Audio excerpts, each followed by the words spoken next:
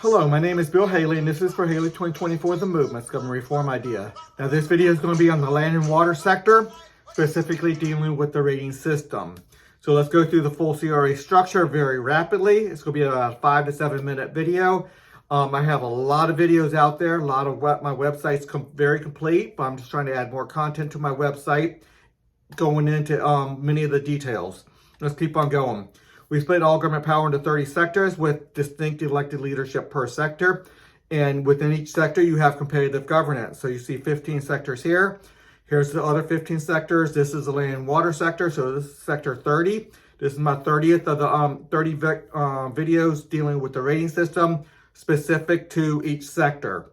I already have a lot of videos out there. Look at my website where I have everything. I have a lot on social media, but if you really want it laid out nicely, it's on my website. So let's keep on going. Land and water. So this is a CRA structure. About 80% of everything will happen on this side.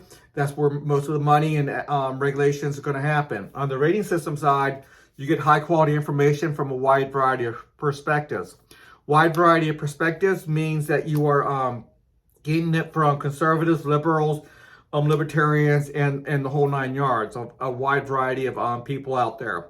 All you do is gather around with 5 to 15% of your fellow citizens of your locality, of your state, or your federal government, and you can create a rating system, which means you get real governmental power. You get money through your CRA, your RA fees, rating agency fees, and then you can do proper research and assess each of the regulatory bodies dealing with land and water.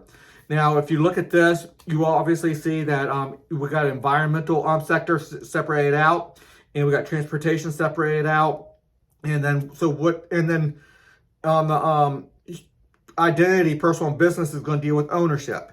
So we have a lot of aspects of land and water. Ownership is one. That's going to be in sector 25, identity.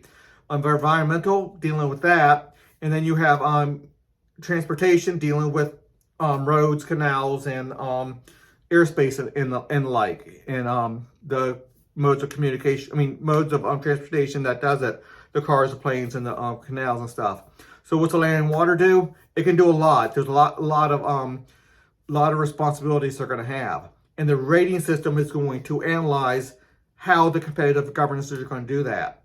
Now, there's going to be needed to be a little bit at the monopolized sector board level, where it's the monopolized sector board level is made up of representatives of all the CRAs, all the competitive governances. So that's going to be important to understand. Then they're going to have that responsibility to determine how all the governments are doing that, dealing with that. Land is an important subject in our thing, and I'm not going to, I don't have the time right now to go over, should we dam up a area and we have a dam, so we have a body of water, and we can have electrical, hydropower. I know I said that a little bit wrong. We have the power, or should we build this, or should we protect the river so it doesn't meander anymore, erosion and the like.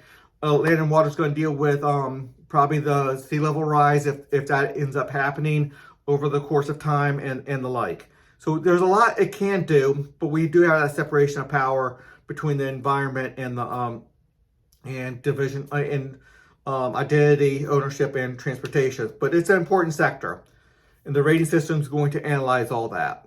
So you might not have felt like this gives you a ton of information, but whatever responsibilities a land and water sector has, which is going to be significant, it's going to be important to have it rated.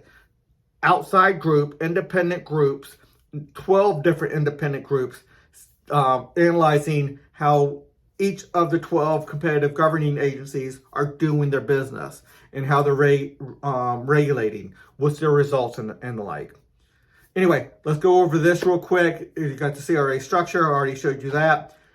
We have a little bit of write-up on what the rating agencies do. A lot more on my website, but you can pause and read this. You can pause and read this. Highly important to understand the rating system, dealing with negative externalities, dealing with low integrity, the fraud, the abuse, the self-dealing, and the like. And then the parent sector board, and that's going to be super important within this sector because they're the one that separates that ownership from the identity sector to environmental concerns to what you do with land and water.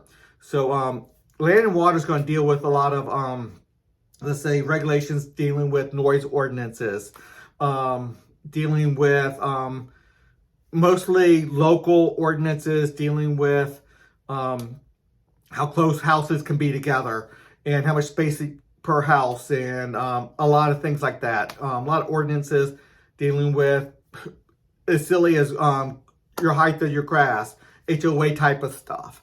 And a lot of this will go down into smaller neighborhoods, not just locality, but actually neighborhoods of 100 to 500 to 1,000 houses, and even governance as low as that will be given a lot of these responsibilities, giving a lot of local ordinances dealing with land and water. And when I say water, we have to regulate what happens on the water as well, which is going to be mostly free enterprise. I'm going to continue. I'm just going to stop this video now. A lot more on my website. This is very this is a lot of information that I'm just trying to put into context, and this is just one of many videos. Until the next video.